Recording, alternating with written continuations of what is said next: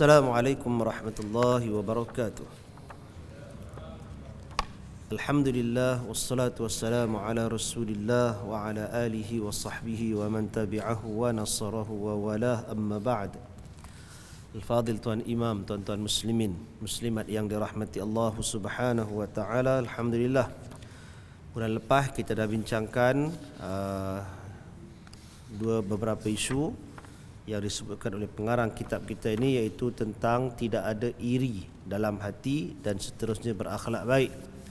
Malam ini kita masuk kepada topik yang berikutnya, iaitu sikap berlemah lembut. Qala al-musannif rahimahullah rahmatan wasi'ah. Dia ni siapa? Hamilul Quran, orang yang belajar Quran, guru Quran dan penuntut ilmu Al-Quran. Dia hendaklah berlemah lembut dengan orang yang mempelajari Al-Quran daripadanya. Ingat lagi perbahasan kita sebelum ni, bila nak belajar dengan guru Quran, kita perhatikan beberapa perkara yang disebutkan, diintibahkan oleh pengarang kitab kita ni. Sikap tu nak kena ada, baru kita kata ada memenuhi kriteria dan adab sebagai pemikul tanggungjawab Al-Quran. Baik, dia hendaklah berlemah lembut dengan orang yang mempelajari Al-Quran daripadanya, mengalu-alukannya dan berbuat baik kepadanya sesuai dengan keadaan mereka berdua ketika itu. Makna kata, kalau pilih guru Quran yang baik, itu adalah lebih baik, lebih disyurkan. Bukan ada ketikanya memang perlu cengih. Tambah kalau pak ajak anak kan, lagi teruk, dan tak kat orang lain tak apa. Tapi maknanya dari sudut adabnya, guru yang berlemah lembut, guru yang berbuat baik dengan murid ini sebenarnya adalah disukai. Kalau jenis guru yang rajin cerakah orang, halau orang daripada majlis ilmu, yang tu bukan guru yang baik sebenarnya. Dia nak tunjuk otoriti mana kan. Patutnya kita kena raikan orang untuk belajar. Baik, kata An-Nawawi lagi, kami meriwayatkan sebuah hadis daripada Abu Harun Al-Abdi, katanya kami datang kepada Abu Sa'id Al-Khudri radhiyallahu anhu. Lalu beliau berkata, aku mengalu-alukan kamu dengan wasiat Rasulullah sallallahu alaihi wasallam. Disebut urahibu bikum. Sesungguhnya Nabi sallallahu alaihi wasallam bersabda, innan nasa lakum taba' wa inna rijalan ya'tunakum min aqtaril ardi yatafaqqahuna fid din fa idza ataukum fastawsu bihim khaira. Artinya, sesungguhnya manusia adalah pengikut kamu, wahai para sahabat. Sesungguhnya ramai manusia dari seluruh pelosok dunia akan datang kepada kamu untuk mempelajari agama. Apabila mereka datang kepada kamu, berilah wasiat kepada mereka dengan kebaikan. Hadis riwayat At-Tirmidzi, Ibnu Majah dan Ashabus Sunan. Kami ada dan lain-lain. Kami ada meriwayatkan hadis umpama ini dalam Musnad Ad-Darimi daripada Abu Darda radhiyallahu anhu. Baik, tuan-tuan yang dirahmati Allah, ciri guru Al-Quran, bukan kata guru Quran saja sebenarnya, guru agama. Bukan kata guru agama saja, semua guru perlu ada sifat lemah lembut dan mengalu-alukan kedatangan muridnya. Terima dengan dada yang lapang. Pasal nak mengajak ni, nak curahkan ilmu kerana Allah Subhanahu wa taala. Benda ni penting. Dan sebenarnya tuan-tuan, guru-guru di sekolah ni, dia ada anjakan yang banyak dah sejak daripada zaman tuan-tuan, zaman kita sekolah dulu. Hak cikgu cengih lempak baling buku tulis, hempuk kepala dengan apa semua kan. Dia kau lama kau tak ada dah benda yang macam tu. Mungkin ada orang kata hak cengih itulah yang jadikan kami, yang menyebabkan kami jadi orang. Mungkinlah kot. Tapi bukan maknanya Dengan itu tentulah itu yang terbaik. Kalau kita boleh jadi orang dengan tarbiyah yang lebih lembut, sebenarnya itu yang lebih baik. Tak adalah sampai nak kena patah riuk ke, nak kena berbalak atas belakang apa semua kan. Ataupun jenis-jenis suka lempak buku ni benda-benda tu dulu zaman dulu banyak lah kan. Lah ni benda tu dia pelan kurang atas kesedaran, atas apa nama. Yalah benda tu semakin ditekankan etika keguruan. Dan guru ni tuan-tuan, cikgu sekolah nak kata, kalau cakap fokus dia mengajar, insya-Allah ramai yang boleh macam tu. Dia tak ada stres apa mengajar ni lah bebas sat dengan budak. Dia luas sekali, selesai lah bukan apa sangat pun. Tapi bila tekanan daripada kerja-kerja luar yang lain tu, kerja-kerja yang bagi kerja buruh kasar, kerja-kerja pengkeranian, kerja hak yang duk isi salin borang lagi apa semua kan. Nak kena buat rekod, lepas tu nak kena mereka ni tak ada jarang lah benda betul. Hak tu yang menyebabkan tekanan makin banyak. Lah sekali ramai pakai minta pension belakang, option belakang. Ramai. Sebab tekanan yang makin banyak dan hilang keseronokan untuk mengajar. Hilanglah benda-benda yang macam tu disebabkan ada banyak faktor dan anasir lain yang merosakkan jauh environment dalam proses pembelajaran tu. Baik, jadi tuan-tuan yang dirahmati Allah, kita ambil pengarang kitab kita ni Al-Imam Nawawi, dia ambil pesan daripada Abu Sa'id Al-Khudri, juga yang sama daripada Abu Darda, yang mana dipesankan oleh baginda sallallahu alaihi wasallam. Orang mai daripada jauh, orang datang nak belajar agama, dan sebahagian yang datang tu memang dia tak tahu. Bukan kata sebahagian, barangkali ramai kot yang mai mengaji kali pertama kan, dia tak tahu apa langsung. Di saat mungkin ada 2, 3, 4 orang yang pandai dah, tiba-tiba mai yang baru kenal Islam ataupun yang baru nak berpatah balik ke pangkal jalan, dia akan tanya soalan-soalan yang kita kata hak ni pun tak tahu kah? Yang rasa tu pasal kita cerdik sikit.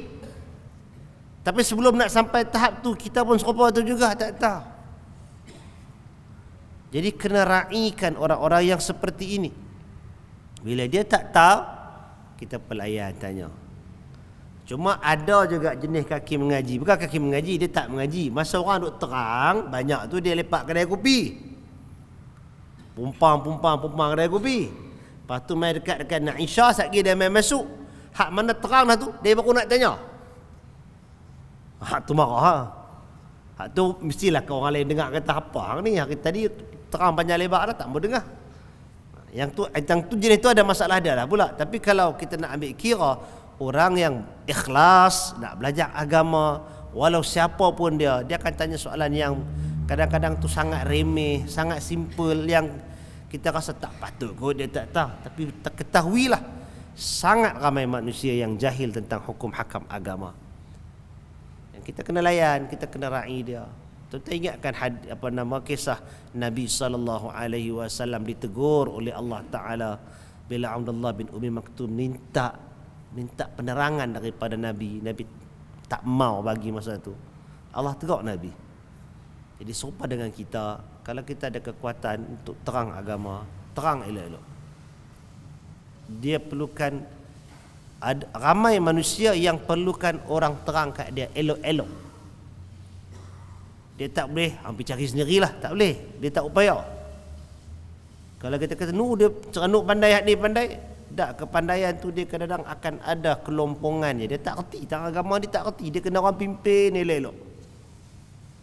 Dan ketahuilah, orang yang pimpin elok-elok ni dia bukan percuma.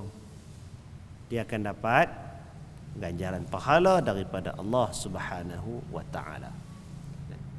Baik. Yang tu sikap berikutnya. Yang seterusnya, qala al-musannif, sentiasa menasihati. Dia hendaklah bersungguh-sungguh, ni guru tadi ni, hendaklah bersungguh-sungguh memberi nasihat kepada mereka, yakni anak-anak murid tadi ni, kerana kerana Rasulullah sallallahu alaihi wasallam bersabda, ad-dinu an-nasihah. Qila liman? Lillahi wa li kitabihi wa li rasulihi wa li a'immatil muslimina wa ammatihim. Artinya, Agama itu adalah nasihat. Ditanya kepada Nabi, untuk siapa ya Rasulullah? Nabi jawab, lillahi, untuk Allah. Untuk kitabnya, untuk rasulnya, untuk pemimpin-pemimpin orang Islam dan orang-orang awam di kalangan mereka. Hadis riwayat Muslim daripada Tamim Ad-Dari. Baik.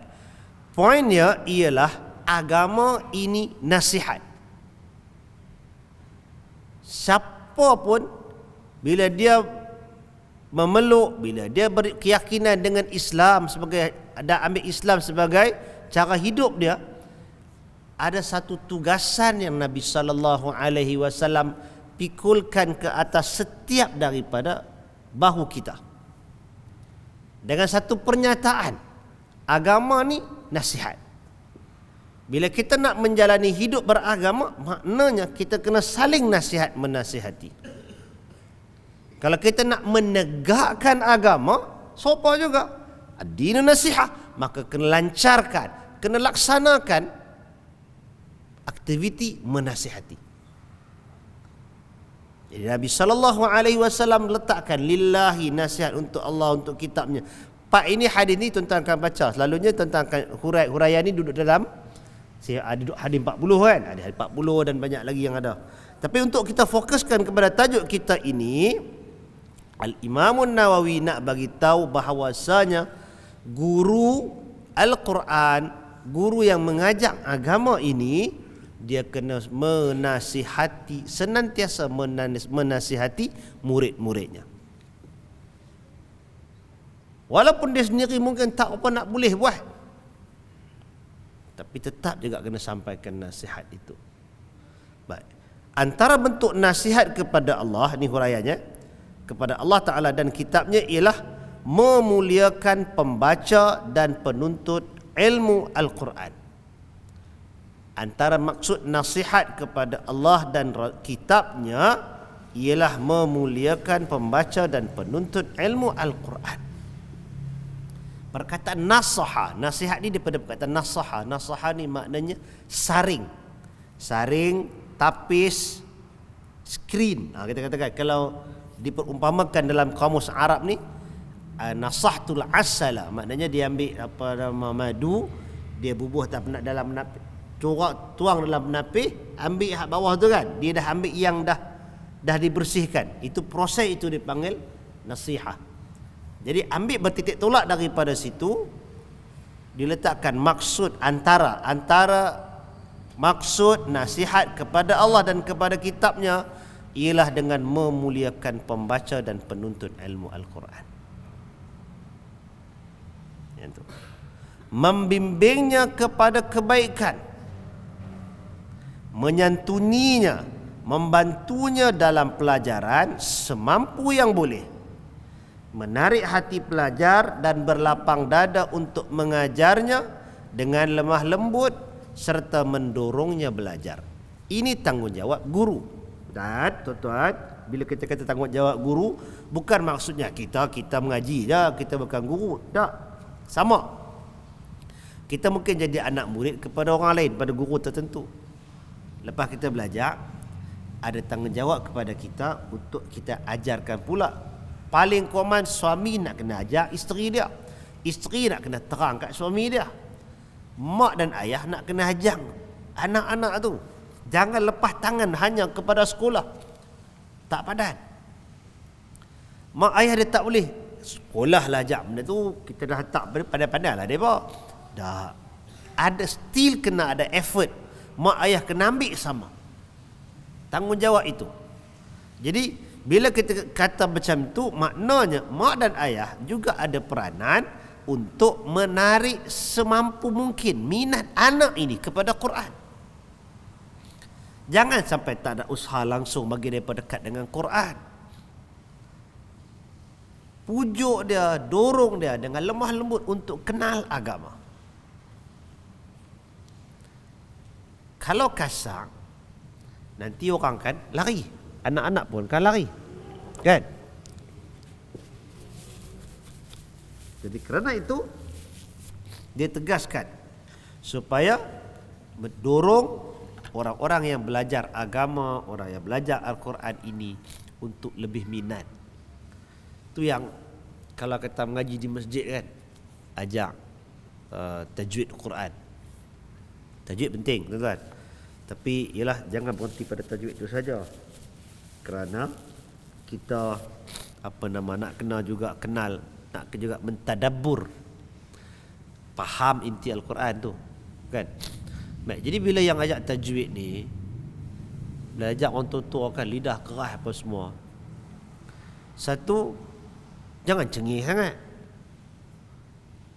Tak boleh cerekah. Orang tua dah pun mengaji masjid ni, takkan nak bercerekah pula kan? Kawan tu pun baru ni nak kenal agama pun, nak sebut perkataan pun duk kita kata telor lagi. Jadi kena latih untuk lemah lembut, terang. Dan satu yang jadi masalah kalau kuliah kelas pengajian baca Quran di masjid ni, kalau suruh baca open public macam ni seorang-seorang, hari tu malam tu lah sekali dia mai, pak sudah tak mai dah kalau dia kena baca. Sebab malu, kan? Dia rasa malu dan tuan, ada kawan seorang tu, dia cerita ni di belah pantai sana, ada dua orang tua, kawan dia cerita ni lama dah, dia dah 20 tahun lepas. Dua orang tua dia kata dia ada kesedaran untuk agama ni dalam beberapa tahun ni. Dia bakal ustaz tu, kawan tu muda lagi masa tu, dia kata, "Ustaz, ajak saya Quran." Tak dia baca, tak boleh langsung baca. Habis tu yang selama ni duduk semayang pun action saja, sepatah perkataan dia tak boleh sebut. Lidah keras, dah hitam dah lidah tu kata. Daripada kecil tak pernah semayang. Kecil dia ikut ayah pergi ke laut, bangkit sebelum subuh, masuk naik bot, pah ke laut. Pak tak semayang dengan dia, tak semayang, balik dah petang nak maghrib, letih, suhu asap memang tak semayang lah. Dia kata nak semayang mana, dah atas kapal tu nak ambil uduk macam mana? Kan? Orang tak tahu, duduk kat tengah laut tak tahu nak ambil uduk dah tak tahu macam mana kan? Jadi itulah rutin harian sampai ke tua. Tu pun alhamdulillah dah tua tu dah tak ada kena apa, teringat nak pergi duduk masjid di surau. Dia main minta ustaz tu ajak. Bila dia kata dia tak tahu, kawan tu ajak lah.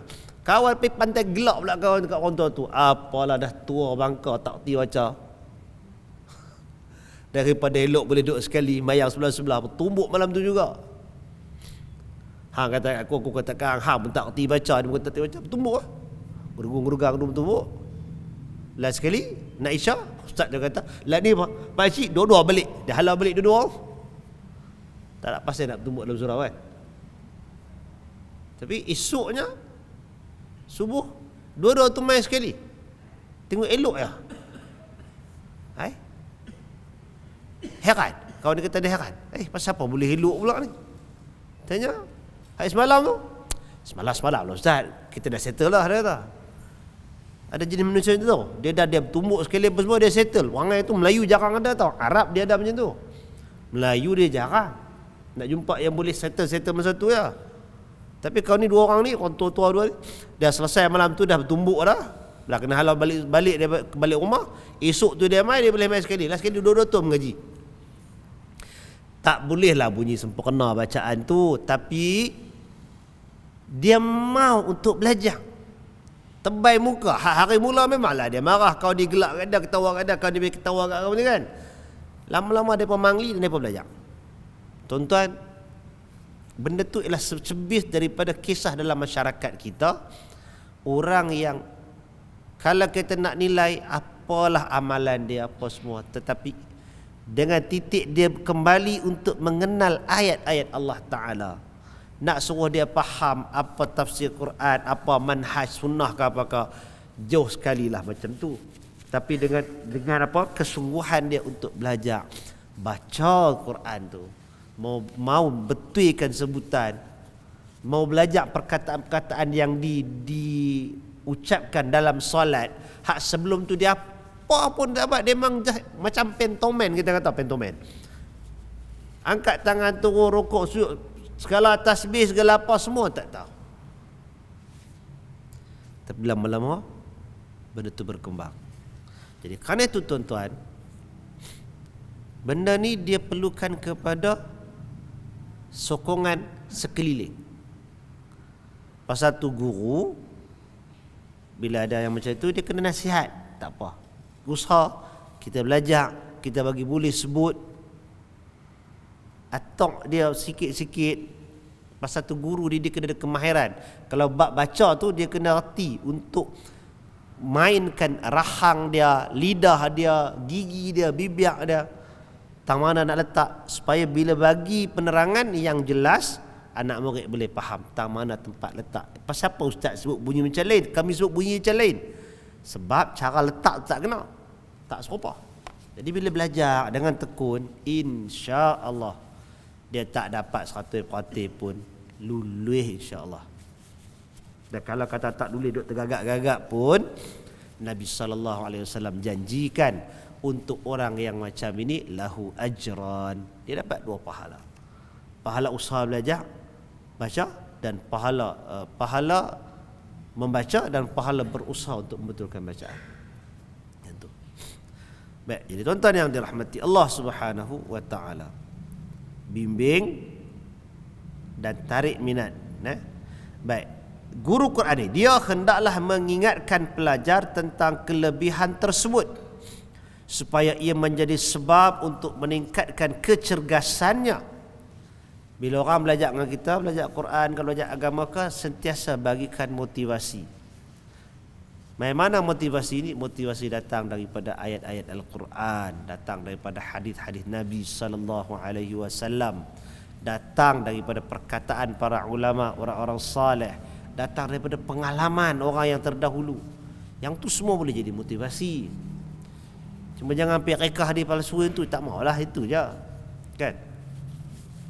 Antara motivasi yang besar apa dia? Ganjaran pahala. Pasal tu banyak ayat Quran, banyak hadis yang sebut tentang pahala. Buat yang tu dapat pahala, buat yang ni dapat pahala. Yang kita dah bacakan sebelum ni, berapa banyak hadis tentang kelebihan orang yang membaca Al-Quran. Jadi semua itu perlu didendangkan, perlu diulang dan perlu dimainkan supaya orang yang baca Quran ni dia tak rasa cemuih. Oh, nak anda baca Quran ni letih. Kan?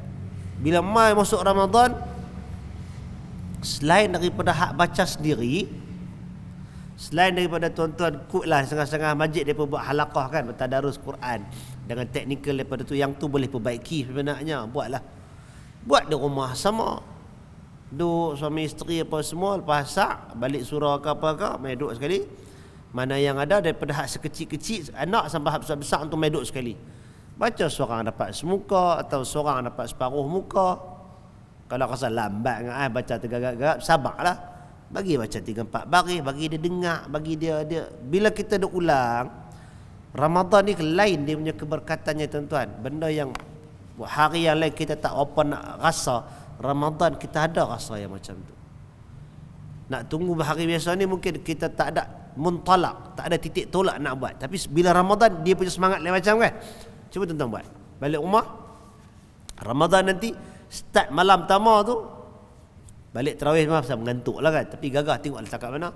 Ataupun mula siang tu tak ada apa, duduk sat setengah jam. Baik, seorang setiap ahli keluarga tu baca ulang. InsyaAllah tuan-tuan, dia akan mai dah rasa. Kalau boleh habis yang tu, mai sikit baca terjemahan Quran dia apa. Terus ada goreng, kalau kita tak erti tafsir apa, jangan ada goreng apa, baca terjemahan sudah. Itu. Ataupun ada yang hadis-hadis tentang kelebihan baca Quran, tashwikkan dia, bacakan, motivate dia dengan hadis-hadis Nabi berkaitan dengan orang yang membaca Al-Quran. Benda yang macam ni tuan-tuan, semuanya pahala Allah Ta'ala sediakan. Jadi kita tinggal nak kena buat ya. Baik. Menambahkan motivasinya, membuatkannya zuhud terhadap dunia. Zuhud terhadap dunia ni daripada kalau anak tu duduk pegang gadget pagi, petang, siang, malam, mailah saat kita baca Quran, tinggallah saat handphone tu, tinggallah saat YouTube tu, tinggallah saat tu, mai baca Quran saat. Pujuk dengan elok. bagi dia kurangkan sikit. Bukan pegang dia pegang dunia tu pegang dia banyak sangat. Longgarkan sikit yang tu. Memalingkan dia daripada cenderung kepada dunia dan tertipu dengannya. Nak pi ambil handphone, pi rempas lah pula tu, tak ada kerja lah kita buat macam tu kan. Buat slow and steady, pujuk mai, kurang saat yang tu, mai yang ni, dengar ayat Allah Ta'ala apa yang Allah Ta'ala sebutkan kepada kita, apa bicara Allah Ta'ala. Bila ada yang tu tuan-tuan, kita tak boleh kata 100%, tapi kita dah longgarkan pegangan dunia dalam jiwa. Itu benda yang perlukan kepada perjuangan. Ya, baik. Guru Quran ni juga, dia juga hendaklah mengingatkan pelajar agar sentiasa sibuk dengan Al-Quran dan semua ilmu syariah. Ia adalah jalan mereka yang tekun dan para hamba Allah daripada kalangan arifin, serta merupakan kedudukan para nabi. Semoga selawat dan salam dilimpahkan ke atas mereka. Salawatullahi wassalamuhu alaih. Baik. Seorang guru hendaklah mengasihi pelajar dan mengambil berat terhadap kemaslahatannya, sama seperti dia mengambil berat terhadap diri dan anaknya. Guru itu perlu menjalankan peranan seperti dia mendidik anaknya dari sudut berlemah lembut, mengambil berat terhadap kebaikannya, bersabar dengan kekasaran dan adab yang tidak baik, serta tidak mengherdiknya disebabkan sikap kurang adab yang terjadi pada beberapa keadaan, kerana manusia sentiasa terdedah kepada kekurangan, terutamanya ketika masih muda. Baik, ini peranan guru untuk sentiasa berlemah lembut dengan anak murid, tegur elok-elok walaupun mungkin anak murid tu kasar, kurang adab. Oh, ini memang sangat mencabar tuan-tuan. Kita kalau orang tu main kasar, tinggi suara sikit, kita akan tinggi lagi suara kan. Itu teknik lah juga. Tapi kalau kita ada pilihan untuk buat sesuatu yang lebih baik, sentiasa kita kena buat yang lebih baik. Allah Ta'ala sebut bila kita nak berdialog dengan orang bukan Islam, dengan ahli kitab dan sebagainya, untuk dengan orang yang kita dakwah, Allah Ta'ala pesan, wajadilhum billati hiya ahsan. Debate dengan dia, muzakarah dengan dia, lawan cakap dengan dia, menggunakan sesuatu yang lebih baik. Sesuatu yang lebih baik. Kalau orang tu dimulakan dengan hujah akal, kita gunakan hujah yang lebih baik, Quran dan Sunnah. Kalau dia angkat suara sikit, takkan kita masukkan yang lebih baik, kita angkat suara lagi tinggi kan? Tentu kita kena buat sesuatu yang lebih baik daripada lawan kita. Demikian yang diajarkan kepada kita oleh Al-Quran. Baik.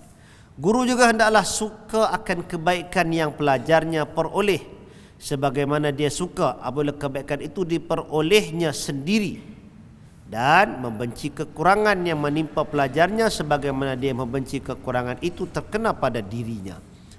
Itu guru dengan anak murid. Mak pak dengan anak pun tentu dah lebih lagi kan. Kalau anak tu balik buat cerita seronok, kata mai dapat tunjuk, dapat A ke, dapat C pun bagilah seronok sikit. Kadang-kadang ada setengah jenis mak ayah ni tak tahu macam mana cara mereka fikir.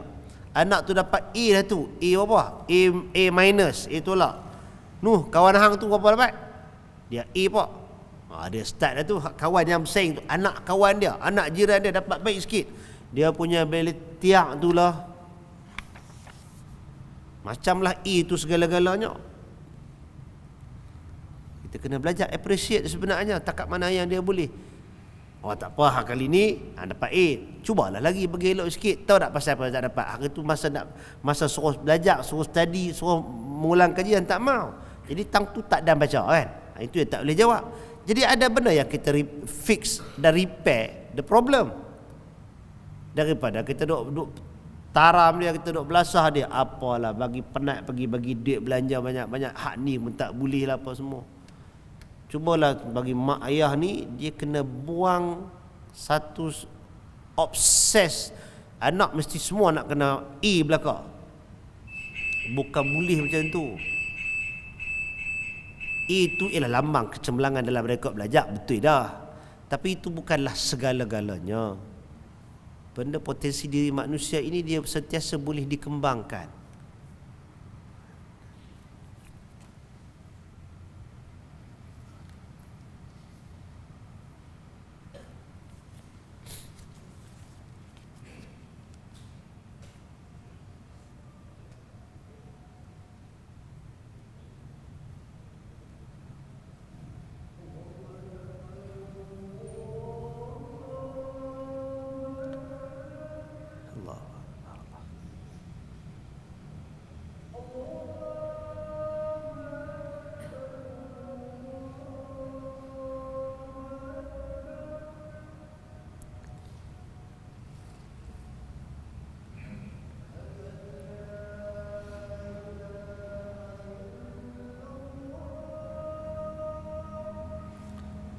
Asyhadu an la ilaha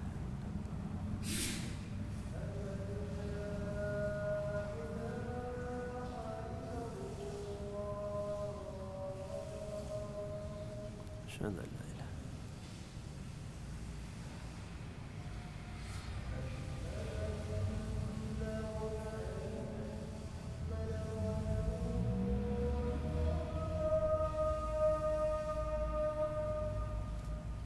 asyhadu anna Muhammadar Rasulullah.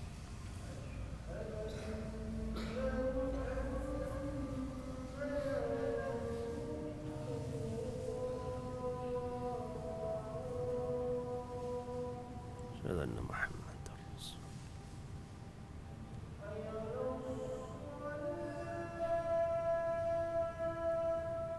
La haula wala quwwata illa billah.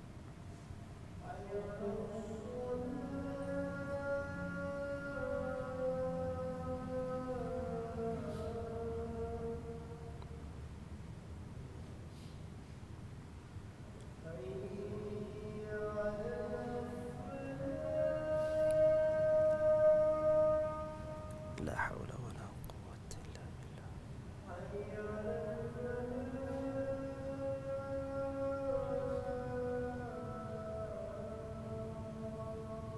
La haula wala quwwata illa billah.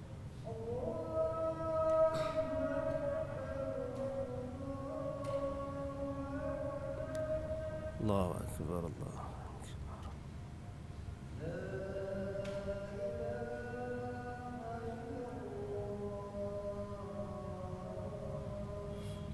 La ilaha illallah Muhammadar Rasulullah sallallahu alaihi wasallam. Allahumma rabb hadhihi ad-da'wati at-tammati was-salatu wal-fadila wa ba'ath maqaman mahmudan alladhi wa'adtahu la dakhla. Baik, tuan-tuan yang dirahmati Allah. Kenapa kita kena macam kita pasal mak bapak dengan anak tadi kan. Kadang-kadang tu bila mak bapak tu dia sanggup kata hang penat kau hantar pergi mengaji jauh-jauh pun semua. Tu pun tak boleh. Kadang-kadang dia lupa kot hadir mengaji dia pun tak tahu mana pun. Betul ya? Kadang-kadang mak ayah tu pun dia pun taklah banyak A pun masa sekolah dulu, tapi tak anak tu dia posah macam segala-galanya.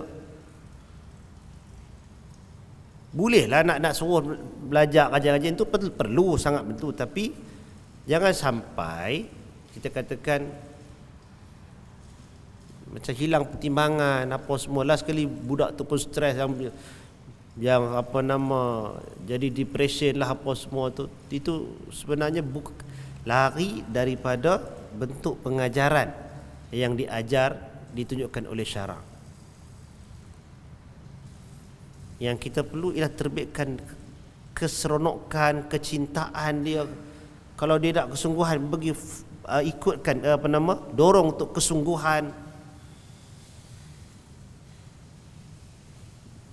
Nabi SAW dalam hadis yang diriwayatkan daripada Anas bin Malik, ini panduan untuk kita. Kata Nabi, la yu'minu ahadukum hatta yuhibba li akhihi ma yuhibbu li nafsi. Artinya tidak sempurna iman seseorang sehinggalah apabila dia suka agar sesuatu kebaikan diperoleh saudaranya sebagaimana dia suka apabila kebaikan itu diperolehnya. Ini poin tadi. Kalau kita jadi guru, kalau kita jadi mak ayah, macam mana kita nak kita dihargai, dihormati, macam tu juga kita kena buat kat orang. Dan kita macam mana kita tak suka orang buat kat kita sesuatu benda yang kita tak suka kan. Macam tu juga kita jangan buat kat orang. Itu je benarnya. Itu mafhum daripada petikan perkataan Nabi sallallahu alaihi wasallam. Sedangkan Nabi kaitkan sikap itu dengan kesempurnaan iman. Nabi kata tak sempurna iman seorang daripada kamu sampailah dia suka sesuatu untuk saudaranya apa yang dia suka untuk diri dia. Kalau kita suka kita dihargai, kita suka kita dihormati, demikian kita suka saudara kita juga dapat benda yang sama. Itu poin dia. Dan bagaimana kita tak mau, kita tak suka orang buat macam-macam kat kita, macam tu juga kita jangan jadikan benda tu suka orang buat kat saudara kita. Itu termasuk di dalam kesempurnaan iman. Baik, seterusnya diriwayatkan daripada Ibn Abbas radhiyallahu anhuma, beliau berkata, akramun nasi alayya jalisil ladhi yatakhatta an-nasa hatta yajlisa ilayya law istata'tu alla yaqa'a adh-dhubabu ala wajhihi la fa'altu wa fi riwayatin inna adh-dhubaba la yaqa'a alayhi fayu'dhini. Baik, artinya semula-mula manusia di sisiku, ini kata Ibn Abbas, ialah rakan semajlisku yang melintasi orang lalu duduk di hadapanku. Faham tak? Semula-mula manusia di sisiku, kata Ibn Abbas, ialah orang yang duduk dalam majlis dia, yang kalau duduk sana dia sanggup dia mai cross orang lain tu nak duduk depan Ibn Abbas tu. Jika aku mampu untuk menghalang lalat daripada hinggap ke wajahnya, nescaya aku lakukan. Maksudnya apa? Kawan tu duduk betul-betul rapat dengan dia. Tu orang menuntut ilmu, dia datang talaqi, datang duduk rapat dekat sampai Ibn Abbas kata nak tengok rapat tak rapat tu, kalau lalat mic dia boleh tepih macam tu, dia boleh tolong halau. Kena. Kalau jarak tu jauh tak boleh lah kita nak halau lalat macam tu kan. Jadi itu perumpamaan yang Ibn Abbas nak sebutkan tentang siapa yang dia paling appreciate, siapa yang paling dia hargai. Orang yang mai duduk majlis dia, yang mai dekat dengan dia. Dalam riwayat yang lain, sesungguhnya lalat yang hinggap padanya benar-benar menyakitiku. Maksudnya kalau zaman sahabat pada pasyak ni tuan-tuan, tempat kering macam tu, ada time-time dia lalat banyak. Jadi kalau duduk jauh, dia tak perasan pun lalat tu hinggap kat kawan tu. Tapi bila dia nampak lalat tu dan menyakitkan hati dia, tanda dia nampak lalat tu mai hinggap kat kawan tu, tanda kawan tu duduk dekat dengan dia. Itu adab menuntut ilmu, dan itu adab guru dengan murid. Baik, seterusnya bersopan santun dan merendah diri. Seorang guru hendaklah tidak membangga diri di hadapan para pelajarnya. Dia ada penyakit tau sebenarnya, sakit jiwa. Tak tahulah apa nama dia secara saintifiknya. Jenis orang yang suka kalau pegang mikrofon cerita, dia cerita hak diri dia.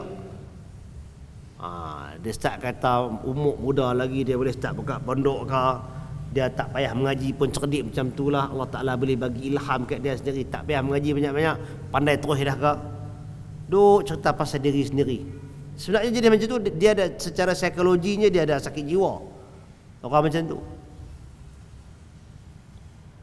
Tapi ada orang dia tahan, dia suka macam tu. Tak apa Tok Guru, asal Tok Guru sebut betul belakang. Tak boleh. Adabnya ialah guru itu dia tak boleh membangga diri di hadapan para pelajarnya. Habaq apa yang dia ada, apa yang dia boleh ajak, yang tu kena habaq lah, apa kebolehan yang dia ada nak habaq kan. Tapi bukan dengan membangga-bangga diri. Kalau tuan-tuan pun duk dengar orang dah habaq benda yang apa, dia cerita pasal diri dia je ni, cemuih juga kan. Tak tahulah kalau tuan-tuan tak cemuih. Tapi sebenarnya menuntut ilmu bukan untuk kita kata apa, manfaat peribadi, bukan untuk kebanggaan diri secara peribadi. Itu ialah untuk mendapat manfaat kita di hari akhirat di hadapan Allah Subhanahu wa taala nanti. Jadi dia tak timbul isu nak kena up diri nak bagi orang hormat, tak payah. Seorang guru dia tak payah nak up diri dia, nak tekan orang lain supaya orang hormat dia. Yang tu tak perlu. Cukup dengan menyampaikan ilmu. Orang terima. Orang tak terima itu hidayah daripada Allah Subhanahu wa taala. Dia kena terang sebaik mungkin yang dia boleh. Kalau hak tu pun tak pernah boleh, tak apalah. Haban pahala Allah Taala sediakan masing-masing kan. Yang mengajak pun dapat, yang belajar pun dapat. Yang tu. Mungkin orang tak seronok. Nak buat macam mana? Taratu je pun yang boleh. Baik. Terdapat banyak kebaikan pada sikap rendah diri terhadap orang lain. Semua kita tuan-tuan. Banyak kebaikan bersikap rendah diri, tawaduk. Maka bagaimana pula dengan mereka yang diibaratkan seperti anak-anaknya sendiri? Tambahan pula mereka sentiasa menyibukkan diri dengan Al-Quran dan memperoleh keistimewaan menuntut ilmu dan sentiasa dapat berjumpa dengan gurunya.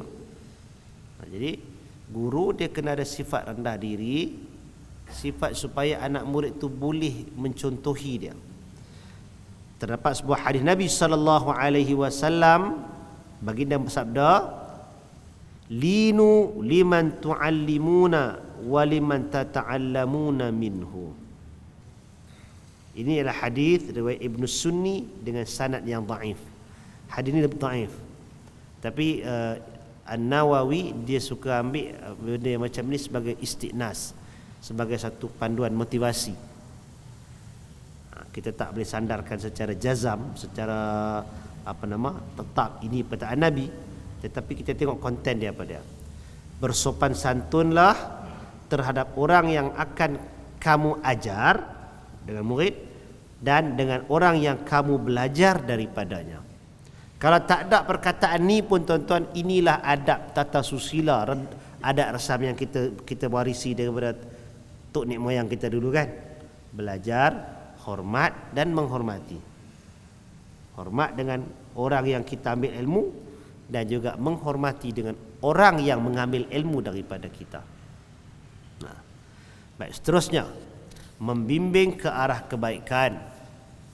Pelajar perlu dididik secara berperingkat dengan adab yang tinggi, tingkah laku yang diredai dan latihan diri pada perkara-perkara kecil dan tersembunyi.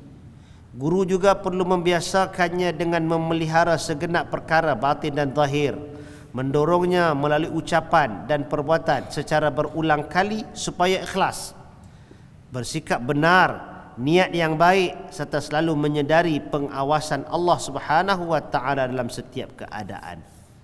Menjadi satu tanggungjawab kepada guru untuk dia sebut dan melalui ucapan, tunjuk melalui perbuatan secara berulang kali. Nasihat yang berulang kali. Anak-anak dia kadang dia rasa cemuih tapi kena habaq ke dia, memang nak kena ulang. Mak pula. Mak ni mana duk ulang benda tu kan, duk letiak lah, duk ulang-ulang tu. Cuma tukar tin tu bagi lembut sikit, bagi lebih berhemah. Tangan anak tu dia kena habaq ke dia. Memang benda ni perlukan ulang dan ulangan supaya ingat, dan ia dituntut dan ditunjukkan oleh Nabi SAW. Jangan cemui, jangan baru dah start tahulah, baru nak habaq tahu dah, dia habaq dulu. Tabiat tu. Kalau dia buat macam tu, tegur tu, tak boleh. Dengar nasihat dulu. Walaupun mungkin dah tahu, tapi pasal apa kena ulang balik? Pasal dia buat juga, ulang balik kesalahan tu. Jadi kena ulang balik teguran. Dia baru nak habaq, yelah, tak dan nak habaq, nak angin tak? Nak angin tu. Tapi nak kena habaq lah, kena beritahu. Tak boleh. Memang perlu ada sentiasa pengulangan di dalam nasihat. Al-Quran yang kita baca tu, berapa banyak kali yang Allah Ta'ala ulang kat kita. Banyak isu tentang beriman dengan hari akhirat, beriman kepada Allah, jauhi taghut apa semua. Allah Ta'ala ulang. Ganjaran untuk ahli syurga Allah ulang, ganjaran balasan untuk ahli neraka Allah ulang. Ulang ini untuk supaya tersikh, kukuhkan dalam jiwa kita. Cuma bentuk pengulangan tu dia ada pelbagai. Quran dia ada kepelbagaian bentuk, supaya tak cemuih.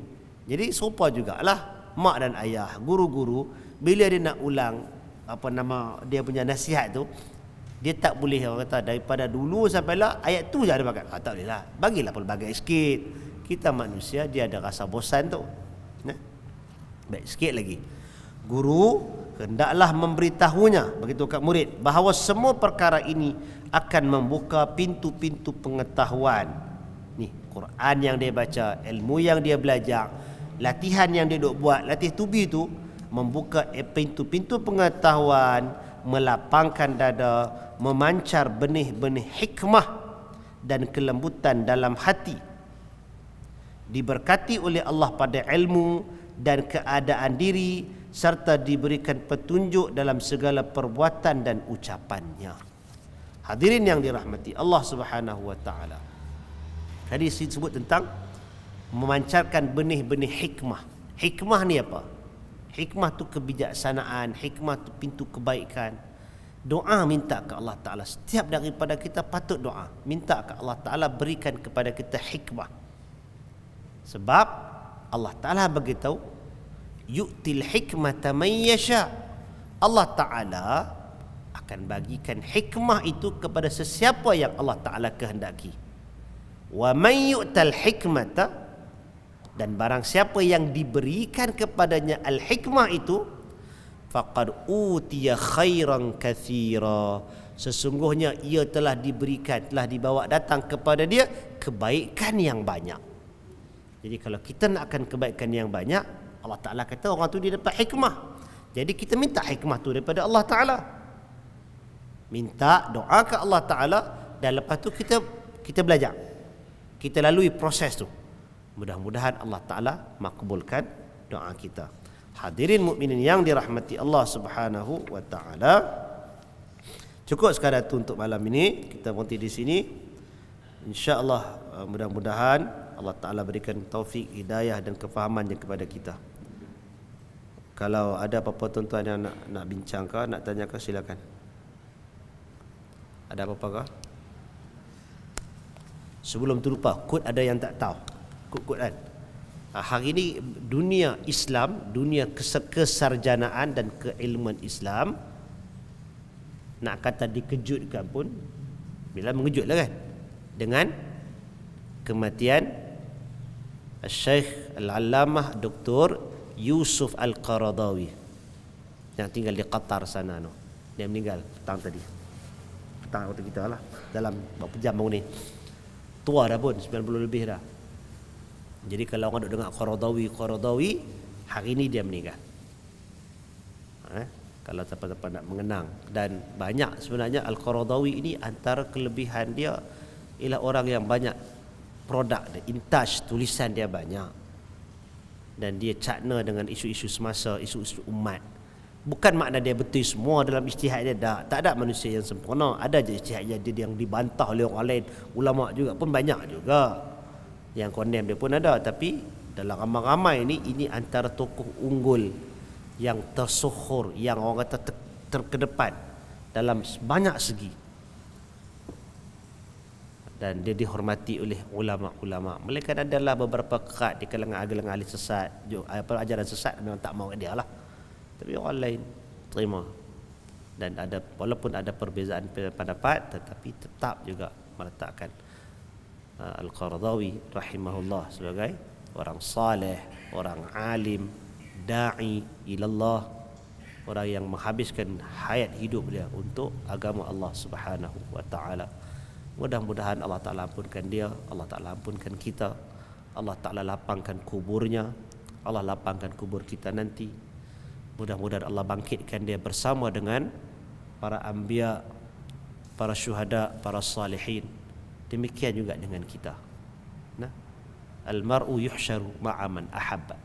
Manusia itu, seorang itu akan dibangkitkan oleh Allah Ta'ala nanti bersama dengan siapa yang dia sayang. Dia suka kat siapa, dia sayang kat siapa, nanti dia bangkit sekali dengan mereka. Dan kita akan minta sentiasa untuk bersama dengan para anbiya. Mudah-mudahan kita dapatkan rahimahullah Syekh, dan itu juga dapat kat kita. Aqulu qawli hadza wa astaghfirullahal azim li wa lakum. Assalamualaikum warahmatullahi wabarakatuh.